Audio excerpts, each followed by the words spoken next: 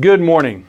Are you in perfect health? I'm grateful for every day that I can get around. I've got my aches and pains, and the Bible promises us a new body, and I look forward to that. But it's not the way it was supposed to be. I love the Jewish word shalom. We kind of translate it as just peace, but those of you that know me know that I love this word, and it means so much more than that. Shalom means, may your world be as God intended it to be. And there is so much in our world right now, it is not as God intended it to be. You know, I've read the Bible through and through a lot. Other people have read it certainly more than I have. But I caught something, courtesy of Max Lucado, from his book, God's Story, Your Story, something I'd never caught before. So I want to share this account from Mark's Gospel, the 7th chapter.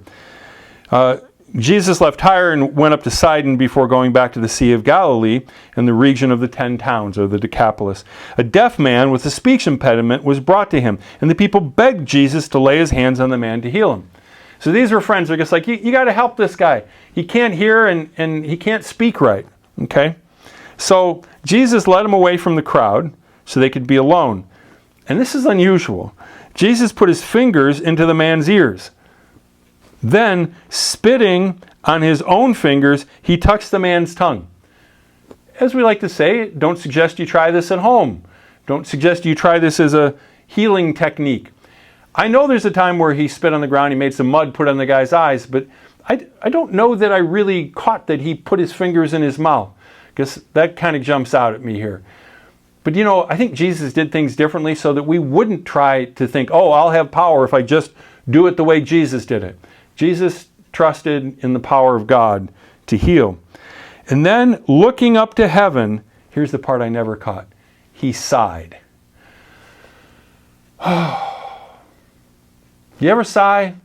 Do you ever, it could be something trivial like a sports team, like how many times are they going to try the same play? It doesn't work.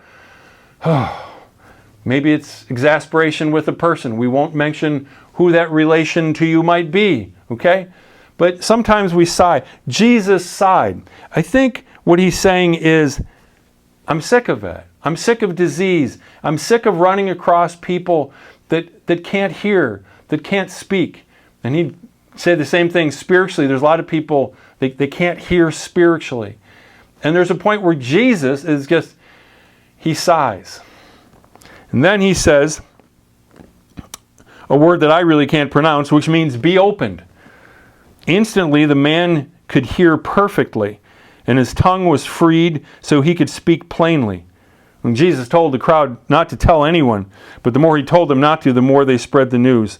They were completely amazed and said again and again, everything he does is wonderful. He even makes the deaf to hear and gives speech to those who cannot speak.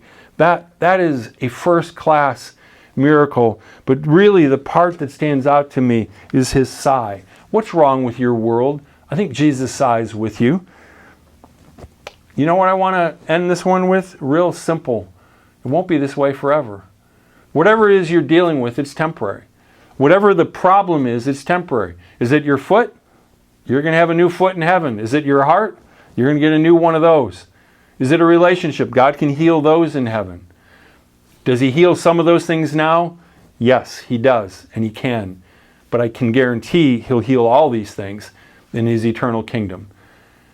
Sometimes it's good to know that Jesus really gets us, and he sighs with us, but it's not forever. Someday soon, there'll be no more sighing, no more crying, no more tears. God bless you. Have a great week.